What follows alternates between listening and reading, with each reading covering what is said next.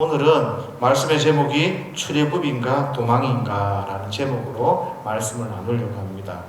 하나님이 출애굽을 시키는 것인가 아니면 이스라엘 백성들이 도망을 가는 것인가, 하나님이 어떤 계획을 가지고 계시는가, 그 일들을 위해서 오늘 본문과 같은 사건들을 계속해서 소개하고 있죠. 그래서 저와 여러분들이 설교를 이렇게 들으시면서 왜 이런 사건이 우리에게 있는가라는 것을 좀 생각을 하시면 좋을 것 같습니다. 왜 갑자기 이 말씀을 드리는가 하면 문득 제가 이런 생각이 들었어요. 나는 설교를 하는데 무슨 지금 설교를 하고 있는가? 이 생각이 드는 거예요. 내가 설교를 하면서 하나님을 자랑하고 하나님을 잘 설명하고 있는가?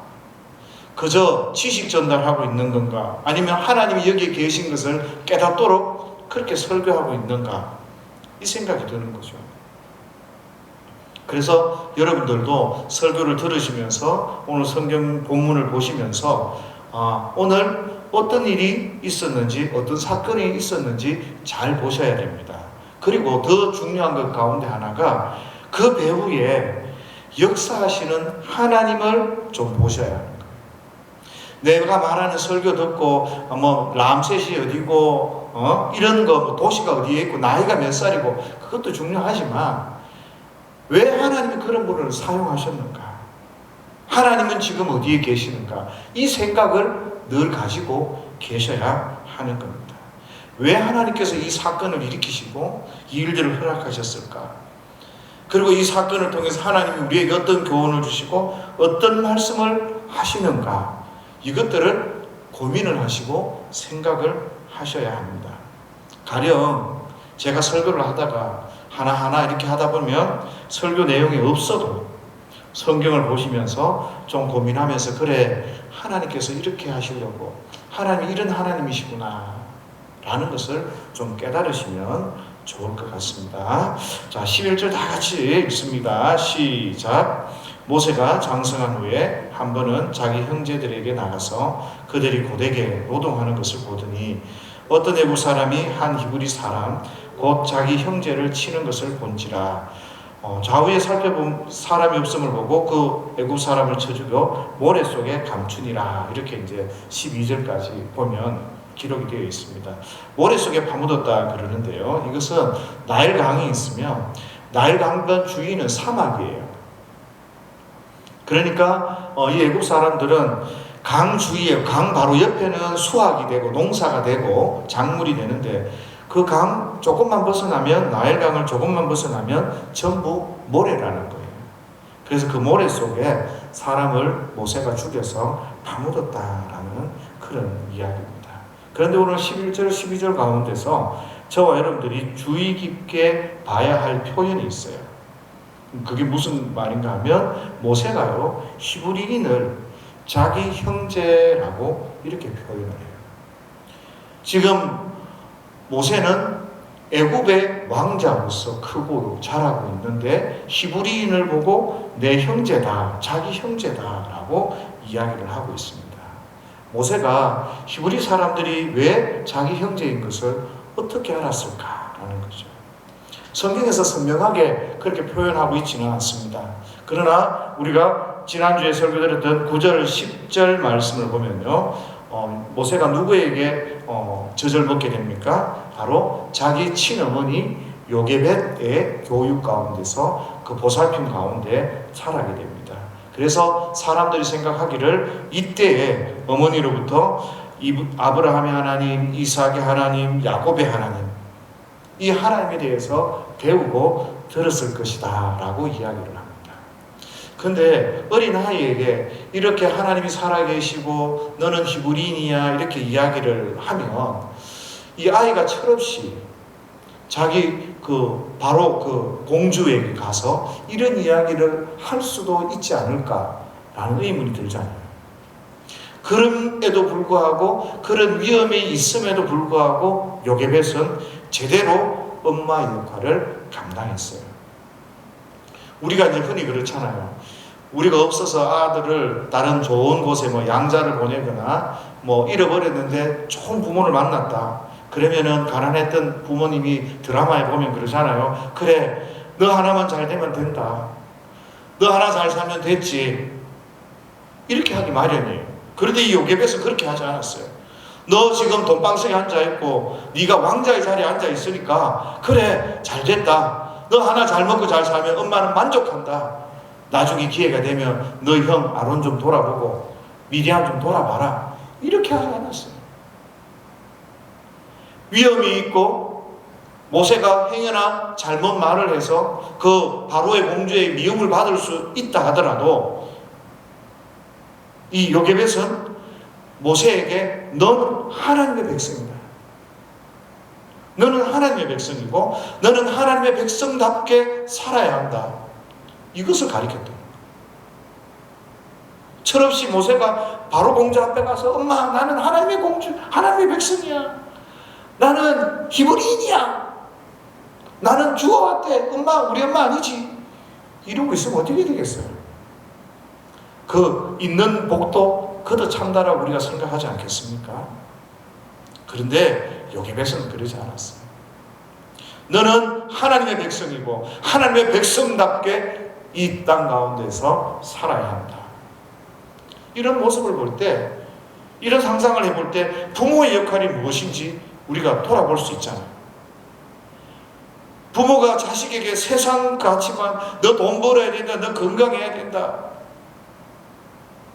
이런 세상적인 가치관만 잔뜩 심어주고 있는지, 너 손해보지 마라, 너 누가 너 때렸으면 내가 가서 아주 짓밟아 줄게, 이런 생각만 가득 심어주고 있는지, 아니면 이 요셉처럼 하나님의 살아계신, 너는 하나님의 백성이어서 하나님의 백성답게 살아야 해, 이것을 가리키고 있는지 우리 한번 돌아봐야 돼요.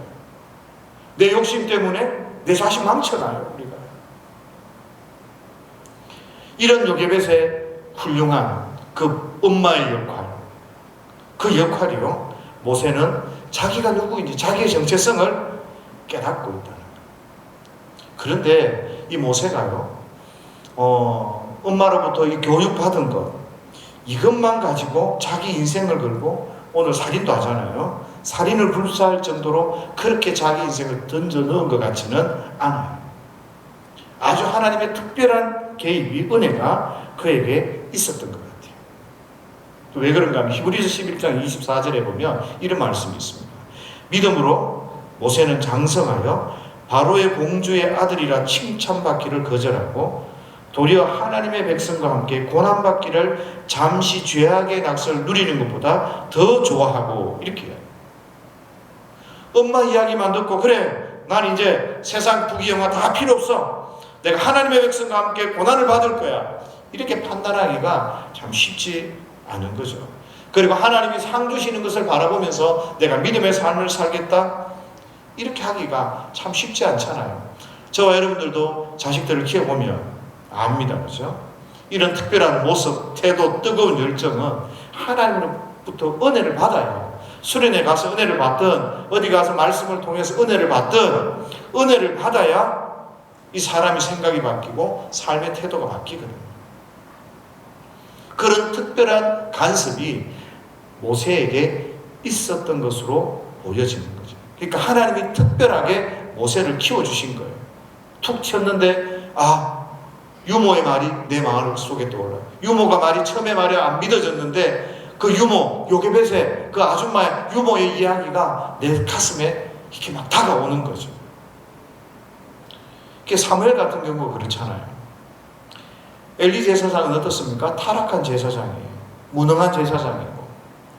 그럼에도 불구하고 그 밑에서 자란 이 사무엘은 굉장히 훌륭한 선지자가 되어져서 이스라엘 백성을 구원해냅니다. 하나님이 함께 하셨더라, 그 이야기를 해요. 하나님이 함께 하셨더라. 하나님의 양육 방법이 이런 거라는 거예요. 모세와 함께 하셨더라. 하나님은 우리가 우리 눈으로 볼 수 없는 그런 분이잖아요. 그럼에도 불구하고 하나님은 우리 가운데 역사하시고 우리의 정체성도 그대께 깨닫게 하시고 우리의 마음속에 하나님의 은혜가 무엇인지, 하나님의 사랑이 무엇인지도 깨닫고 싶게 그렇게 살아갈 수 있도록 하나님이 역사해 주신다는 것. 마찬가지로 모세에게도 미리암을 통해서 너는 히브리 민족이야, 너는 하나님의 백성이야, 이런 이야기를 듣고 성령님께서, 하나님께서 그것들을 깨닫게 하시고, 내가 무엇이 어떻게 사는 것이 더 옳은 것이고 참다운 인생인지를 깨닫도록 하나님이 역사하시고 도와주시는 거죠. 돈을 벌다가도 갑자기 내 인생이 돈만 벌다가 끝나는 거야? 나는 주의 일 감당해야지, 이런 생각이 불쑥 들어서 주님 앞에 헌신하고 그렇게 나가듯이 하나님께서 모세에게 이런 특별한 은혜들을, 깨닫는 은혜들을 주신 것 같아요. 그러니까 그 히브리서 11장에 나오는 것처럼 믿음으로 결심하고 하나님 앞에 나아간다라고 우리가 생각해 볼 수 있습니다. 그래서 깨닫는다는 게 신앙생활에서 매우 중요합니다. 신앙생활에서 깨달음이 있어야 돼요. 오늘도 말씀을 이렇게 들으면서요, 조금의 지식이 전해지는데 어떤 분은 깨달아요. 뭘 깨닫습니까? 하나님이 살아계시고 하나님이 친히 우리를 양육하시고 하나님 우리와 함께 하신다는 사실을 깨달아요. 그리고 그 하나님을 의지하는 거예요. 그런 깨달음이 우리 가운데 있어야 하나님 앞에서 나는 어떤 존재인지, 내가 어떻게 살아야 하는지, 내가 이 땅 가운데서 무엇을 추구하며 살아가고 있는지, 돈 벌려고 사는지, 꿈을 추구하며 사는지, 권력을 구하려고 사는지 이제 깨닫게 되는 거예요. 그러면 하나님 앞에 부질없구나, 내가 하나님을 믿으며 하나님 앞에서 권력을 쥐고 하나님 앞에서 꿈을 꾸고 하나님 앞에서 돈을 벌어야 되는구나 라는 이런 생각들을 하게 되고 삶의 변화가 일어나는 것을 우리는 보게 됩니다.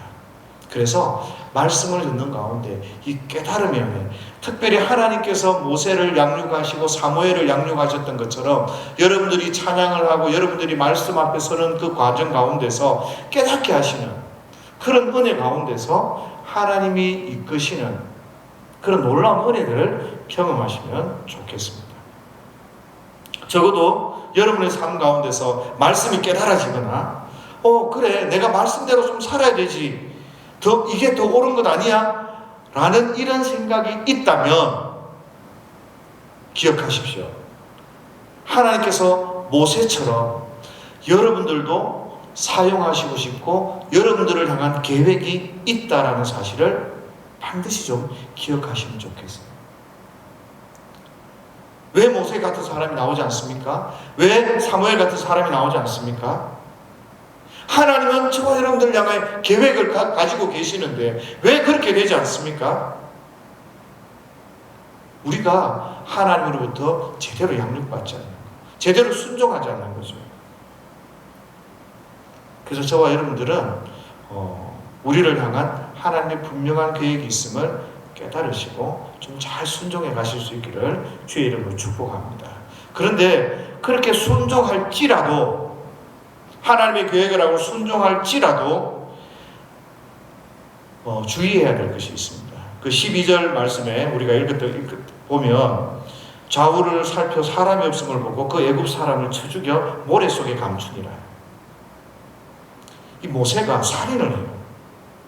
자기 개인의 생각, 자기 개인의 계획, 이런 것들을 가지고. 모세는 하나님의 계획을 알고 하나님의 뜻을 알고 있었다면 이렇게 자기 개인의 생각, 자기 개인의 경험, 이런 것들을 가지고 일해서는 안 되는 거죠. 자기 생각대로 일을 하면 할수록요, 일을 더 망쳐요. 어떤 일을 잘 모르는 사람이 열심히 일을 하면 그것만큼 더 힘들어집니다. 차라리 그런 분은 일을 안 하고 가만히 계시는 게 낫죠. 굉장히 위험한 겁니다. 어떤 분들은 교회에서 일을 열심히 한다고 하는데 교회 공동체를 곤란하게 하는 경우가 굉장히 많습니다.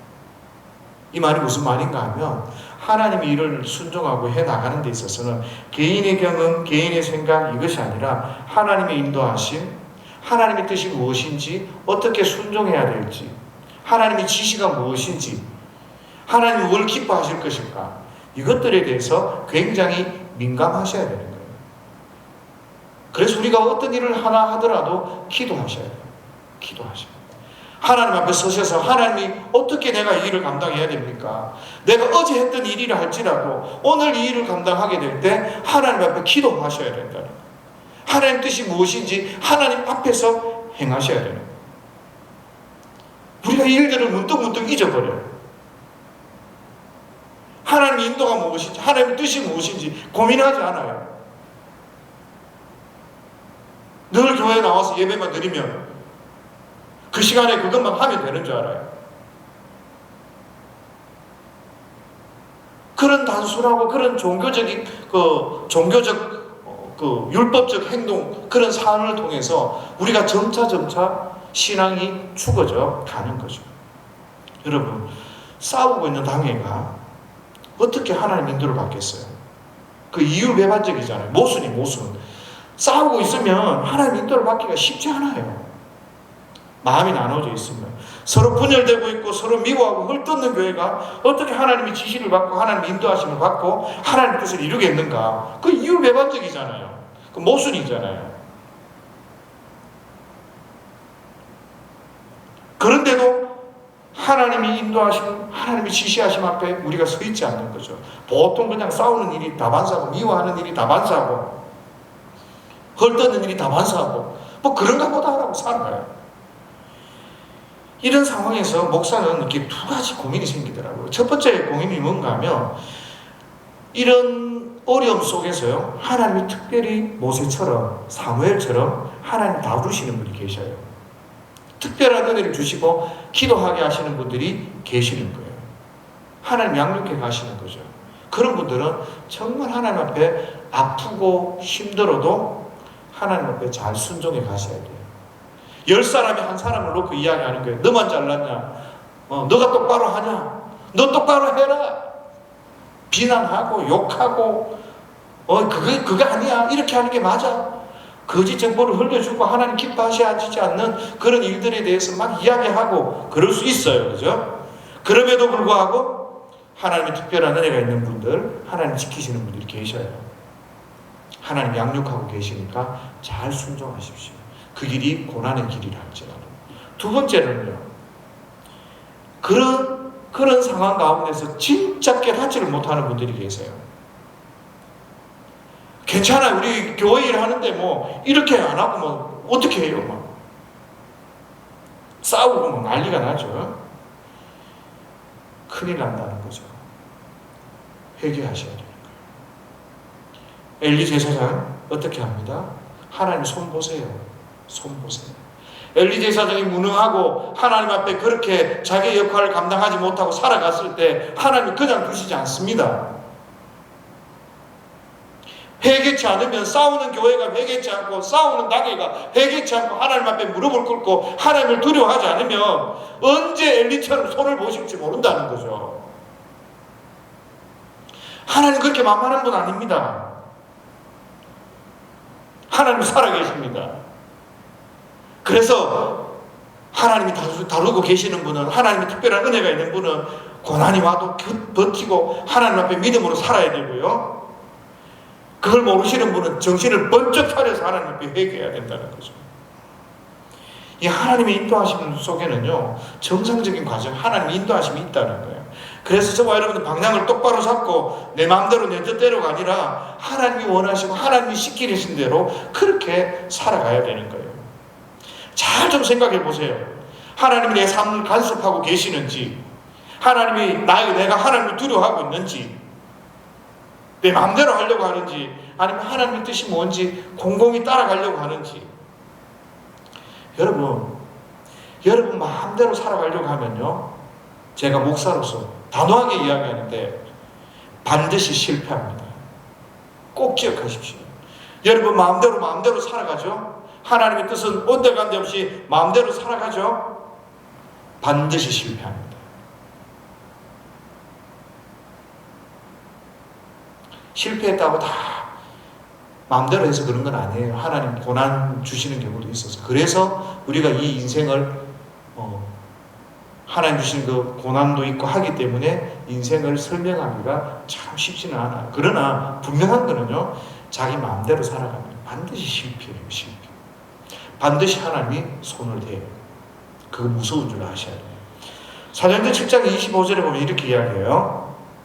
그는 그의 형제들이 모세입니다. 모세는 모세의 형제들이 하나님께서 자기의 손을 통하여 구원해 주시는 것을 깨달으리라 생각하였으나 그들이 깨닫지 못하였더라. 이렇게 이야기합니다. 무슨 이야기입니까?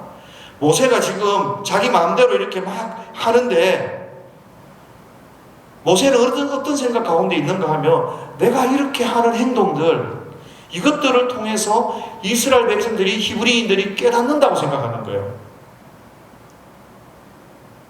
무슨 말입니까? 농촌 계몽운동 이런 거 옛날에 많이 했잖아요.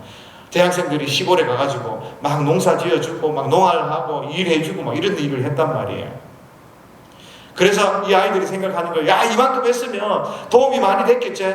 우리 할매 할아버지들 내가 이만큼 해줬으니까 되게 우리를 믿어주고 신뢰하겠지. 막 그러는데 동네 사람들이 아이고 젊은 것들 와가지고 저끼리 저렇게 하고 해도 아무 도움도 안 되고 뭐 우리한테 필요도 없네. 이래 말하는 거하고 똑같은 거예요. 모세는 이 히브리 민족을 구원하기 위해서 어떤 작업들을 하고 있었다는 거예요. 만약에 모세가 이 히브리 사람들한테 툭 나타나서 나는 바로의 공주의 왕자다.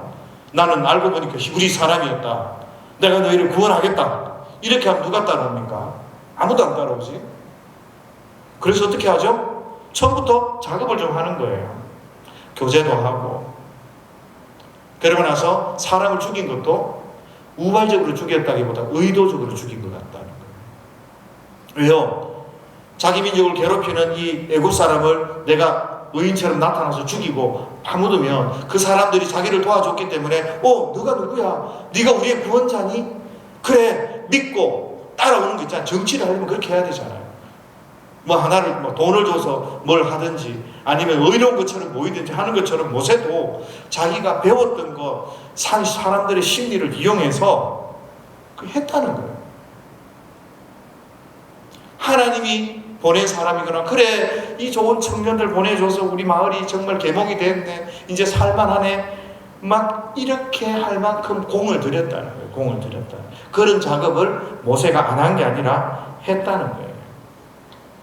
그래서 모세가 이 정도 했으면 저 사람들이 나를 이해하고 나는 자기들을 위해서 내 손에 피를 묻혔는데 사람을 죽였는데 이제 나는 하나가 됐다고 생각됐겠지? 그랬는데 백성들은 못 느꼈다는 거예요. 오히려 뭐라고 그럽니까? 누가 너를 우리의 재판장으로 세웠느냐? 너 어제도 사람 죽이더니 오늘은 우리 죽이려고 그러냐? 이렇게 반응을 하는 거예요. 이걸 보면요, 하나님의 계획은 오묘하고 신묘막측하다는 거예요. 하나님의 방법은 우리가 상상할 수 없는 방법으로 일하신다는 거예요. 하나님은 이스라엘 백성들을 모세의 그 잘난 그 방법, 잘난 계획으로 훈련하고 양육해 가는 것이 아니라 하나님의 일들은 하나님의 위대하심이 드러나도록 하나님께서 일하신다는 것을 우리에게 가르쳐주는 거예요. 그러니까 우리의 이 보잘것없는 삶 하루하루를 살아가면서도 우리 생각대로 계획대로 되는 게 없잖아요. 왜? 하나님이 우리 이 가운데 간섭하시고 일하셔서 하나님이 은혜구나, 하나님이 위대하시다, 그 고백을 하도록 우리의 삶 가운데 역사하시는 거예요. 하나님은 우리가 가진 생각, 경험을 뛰어넘습니다. 우리가 생각하잖아요. 하나님께서 이런 말을 잘하거든. 설교하시는 분들 중에서 하나님께서는 모세를 왕궁에서 키우셔서 모든 학문, 경험, 교육 이런 것들을 다 받아서 지도자를 만드시고 세우셨다. 그런 이야기래요. 그런데 가만히 생각해 보십시오. 지금 이렇게 그 모든 경험, 지식, 학문, 그 모든 것들을 활용해서 히브리 민족 사람들을 이끌어내려고 노력하고 애쓰는데 어떤 일이 일어나요? 사람만 죽이는 거예요. 아무도 따라가지 않는 겁니다. 실제로 출애굽을 할 때 모세가 가진 지식, 학식, 경험 이게 전혀 사용되지 않는 거예요. 왜 그래요? 하나님이 하시는 일이거든요. 하나님의 나라는 사람의 경험, 사람의 지식, 사람의 똑똑함 이런 데 있지 않는 거예요. 오히려 그것들을 사용했을 때 어떻게 합니까? 모세를 신뢰하고 따르는 게 아니라 소문만 나서 오히려 모세는 쫓겨서 미디안으로 도망하게 되는 거죠. 저와 여러분들이 하나님의 나라는 이 사람의 타 종교처럼 사람의 지식, 경험 뭐 이런 데 서 있는 것이 절대 아니라는 것을 기억하셔야 돼요. 바울이 뭐라고 합니까? 바울이 이런 이야기에서 바울이 굉장히 똑똑한 사람이잖아요. 그래서 사람들이 이야기합니다. 바울 그렇게 많이 배웠으니까 배운 사람 하나님 쓰신다고. 배운 사람 아니에요. 바울이 뭐라 그러니까 자기가 배운 거 내가 복음을 전파하는데 유익하고 도움이 되었다 이렇게 고백합니까? 그런 말은 성경 한 군데도 없어요. 바울이 뭐라고 빌립보서 3장 8절에 뭐라고 고백합니까? 내 지식을 내 이 모든 것 다 배설물과 같다 그래요. 오히려 내가 가지고 배운 거 이거 다 걸림돌이에요. 걸림돌. 그러면서 고린도전서 2장에 보면 바울이 이야기하거든요. 복음을 전하는데 내가 세상의 지혜의 말로 전하지 않는다. 나는 성령의 능력으로 하나님의 능력으로 복음을 전했다. 그렇게 이야기하는 거예요. 그렇잖아요. 우리가 은연중에 교회 일을 하고 하나님 나라를 섬기고 할 때 무식한 사람보다 유식한 사람을 더 쳐요. 하나님이 적게 배운 사람보다 많이 배운 사람 써서 일하신다고 그렇게 단순하게 생각을 합니다. 왜냐하면 학교를 많이 나오고 하니까 뭐 말하는 것도 그렇고 뭐 이렇게 여러 가지가 똑똑하거든요. 근데 교회나 하나님의 나라는 그렇게 쓰는 게 아니라는 거예요. 이 지혜가 많은 사람, 많이 배운 사람은 하나님 일을 하면 어떻게 하는지 아십니까? 하나님의 일을 그 똑똑한 경험, 그 세상적인 방법으로 그렇게 하려고 한다는 거예요. 오히려 더 부정적인 거예요. 하나님의 일을 어떻게 해야 됩니까? 믿음으로 하고 하나님의 말씀 앞에 순종해서 하나님의 뜻대로 하는 게 그게 하나님 나라고 하나님의 나라가 서가는 방법이라는 거예요. 많은 사람들이 모여서 세상 기업을 경영하듯이 그런 방법으로 일을 한다고요? 그 하나님의 일 아닙니다. 하나님의 방법이 아닙니다. 교회에 참 많잖아요. 그런 분들이. 돈이 많은 사람은 뭘로 일하려고 합니까? 돈으로 일하려고 합니다.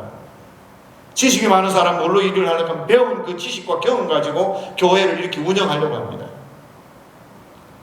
교회는 그렇게 쓰는 게 아니라 뭐합니까? 기도하고 하나님 말씀을 묵상하고 하나님 뜻이 무엇인지 그거 생각하고 고민하고 이렇게 해야 되는데 합리적인 거, 배운 거, 경험 그거 가지고 교회를 세웁니다.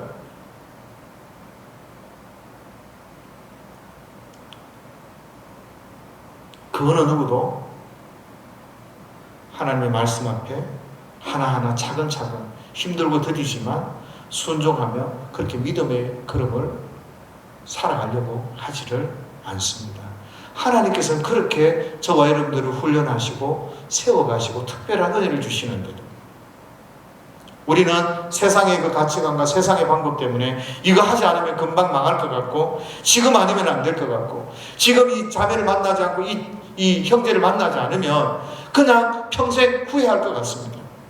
그래서 하나님의 방법이 아니라 내 뜻, 내 생각, 내 기준 이런 것들이 먼저 교회도 마찬가지입니다. 지금 아니면 안 될 것 같고 아닙니다. 성도는요 하나님의 뜻 앞에 순종하고 하나님의 방법대로 살아가는 것이고 이 교회는요 하나님의 일은요 하나님의 방법대로 그렇게 믿음으로 순종하며 살아가는 거예요. 모세 많이 배웠잖아요. 많은 것을 가지고 있었잖아요. 얼마나 많은 생각이 있었고 얼마나 많은 계획이 있었겠습니까? 그 애굽의 수도가 멤피스인지 테벤지 뭐 연대 때문에 정확하지는 않는데요. 멤피스에 있었으면 이 고센에서 이 그 가나안으로 들어가는데 따라잡히기가 쉽지 않을까? 아니면 저 테베에 있었다면 저 밑에 아주 남쪽에 있었다면 거리가 좀 멀어서 고센에서 이 히브리 민족들을 가지고 데리고 나가는데 좀 그 시간적 여유가 있지 않을까? 그러면 우리가 어떻게 하고 누구를 어떻게 하고 모세가 바보가 아니지 않습니까? 그런 일을 많이 생각을 했을 거예요. 근데 결국 출애굽의 방법이 뭡니까? 주인 몰래 노예로 있으면서 도망가고 몰래 막 치듯이 도망가야 되는 그것밖에 없잖아요. 왜? 애굽 사람들에게 잡혀서 죽지 않으려면. 모세가 그런 것도 없고 얼마나 고민을 많이 했겠습니까? 아니면 군대를 모아서 우리가 전쟁을 하면서 협상을 해야 되나? 그런데 그 일을 하려고 하는 모세를 하나님께서 막으신 거 아닙니까? 오늘 막으셨잖아요. 너 동족을 때려 죽이더니 우리까지 죽이려고 하는 거예요. 모세는 주의 일을 하려고 했어요. 하나님의 백성을 하나님의 약속대로 이끌어내려고 그렇게 노력하고 그렇게 자기의 지혜, 지식 모든 것을 사용했는데 하나님께서 그건 네 방법이야. 하나님의 일은 그렇게 되는 게 아니란 말이에요.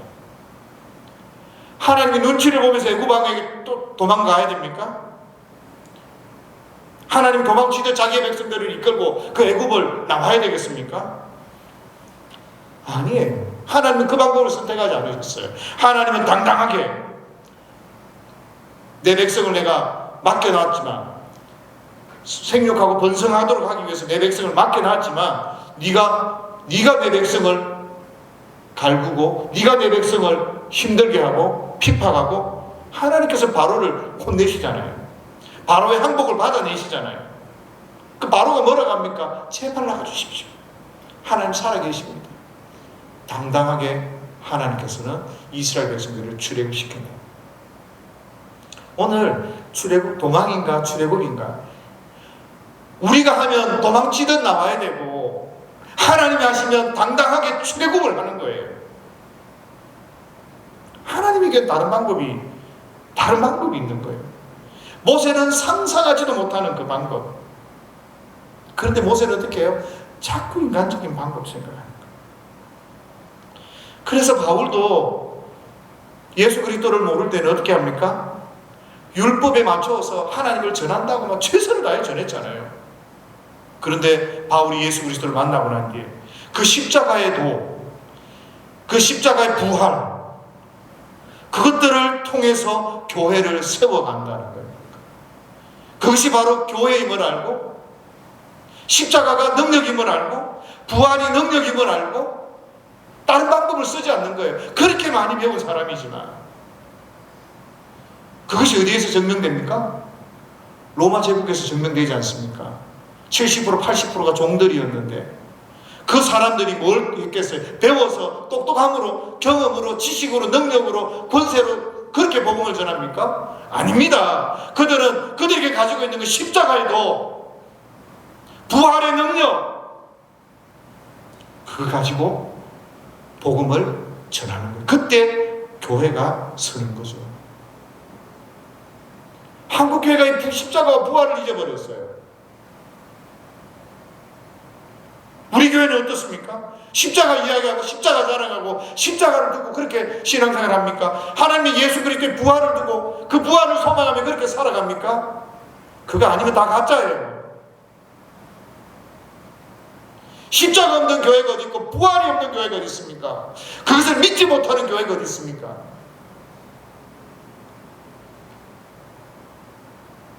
수준 떨어지게 어느 장로님은 말똥위에 구불러도 이 땅이 낫다라고 이야기하는 그런 한국 교회가 교회라고 말할 수 있습니까? 회개해야 되잖아요. 어린 젊은 청년들인데 거기에서 싸움만 하고 앉았는 그런 지도자들이 있으면 회개해야 되지 않습니까? 좌우 그 정치의 논리에 빠져서 교회가 나뉘어져서 이 목사가 저 목사를 욕하고 저 목사는 이 다른 목사를 욕하고 하나님 기뻐하시겠습니까? 배운 거, 우리의 경험 이렇게 전혀 필요 없는 건 아니에요. 왜냐하면 모세도 그렇잖아요. 애굽 말도 하고 왕이 어디 있는지도 알고 왕이한테 어떻게 태도를 갖고 가야 되는지도 알고 뭐 이런 것도 있잖아요. 매너도 알고 그죠? 그래서 우리 배운 거 그렇게 쓰일되고 있어요. 그런데 정말 중요한 핵심 전략 있잖아요. 큰 줄기. 이거는 하나님의 방법이란 하나님의 방법대로 하나님의 뜻대로 이루어져야 되는 거예요. 교회가 십자가와 부활의 도 가운데 든든히 서고, 그러면서 저와 여러분들이 배운 게 있으면 그거 가지고 조금 어떤 사람은 배웠으니까 학생들에게 좀 더 그 도를 잘 설명해주고, 나는 기도 많이 해서 하나님의 은혜를 경험했으니까 나는 그 확신 가지고 학생들에게 설명해주고, 이런 거 있잖아요. 내가 요리를 잘하니까 부엌에서 일해서 맛있는 요리 성도들에게 해주고, 이런 일들, 작은 일들은 얼마든지 할 수 있어요. 그러나 정말 핵심적인 거, 중요한 거, 이거는 하나님의 방법으로 해야 돼요. 하나님의 뜻대로. 그래서 저와 여러분들이 받았던 훈련, 지식, 경험, 재정, 이거 자체가 하나님의 일이라고, 교회 하는 일들에 있어서 굉장히 중요한 일이라고 착각하시면 안 돼요. 그것도 우리가 쓸데없다 이거 가지고 하려는 거 생각 내려놔야 된다, 이런 마음이 있어야 되는 거예요. 돈 가지고 주의를 한다고 막 하다가도 아닙니다. 돈은 우리가 있어서 어떻게 해서 내면 되지만 돈이 아니라 기도해야 되고 하나님 앞에 순종해야 됩니다. 이 마음이 우리 속에 있어야 됩니다. 근데 어디 그렇습니까? 돈이 있어야 일을 한다고 생각하잖아요. 저도 그런 생각 많이 했거든요. 돈이 있어야 뭐도 좀 하고 뭐도 좀 이러니까 돈이 고프더라고요, 어떨 때는. 근데 이렇게 하면 하나님의 일, 하나님의 나라가 서지 않아요. 이걸 빨리 깨달아요. 이걸 빨리 깨달아요. 아니면 자꾸 뭐예요? 인간적인 방법을 쓰는 거죠. 돈 더 거둬들이고 건물 사고 딴 거 뭘 잘해야 그래 하나님 기뻐하신다고 착각하는 거예요. 그런데 하나님의 일은 하나님의 방법으로 하나님 앞에 해야 된다라는 생각이, 복음과 십자가의 도와 부활, 그리고 하나님의 말씀으로 해야 된, 말씀 앞에 서야 된다는 생각을 깨달으면 어떻게 합니까? 모세처럼 왕자의 신분을 버리고 이스라엘을 선택하고 하나님을 선택하고, 저와 여러분들은 어떻게 해요? 좁은 길을 걸어갈 수 있는 거예요. 좁은 길을 걸어 기도하고, 아유 그래요, 우리 기도할게요. 감사하죠. 나 힘들고 어려워도 하나님밖에 없어요. 나 감사하며 살 거예요. 신천지가 와서 뭐라 해도 나는 하나님을 신뢰하며 살 겁니다. 너 복도 못 받고 이게 무슨 일이냐? 아이고 저는 만족합니다. 하나님 나한테는 십자가의 도가 있고 나에게 부활의 도가 있습니다. 감사합니다. 깨달아야 이렇게 되는 거란 말이죠. 모세의 인간적인 방법이 무산되는 거예요. 그리고 나서 우리 13, 14, 15절까지 보면 미디안으로 도주하는 내용이 오늘 본문의 내용인 거죠.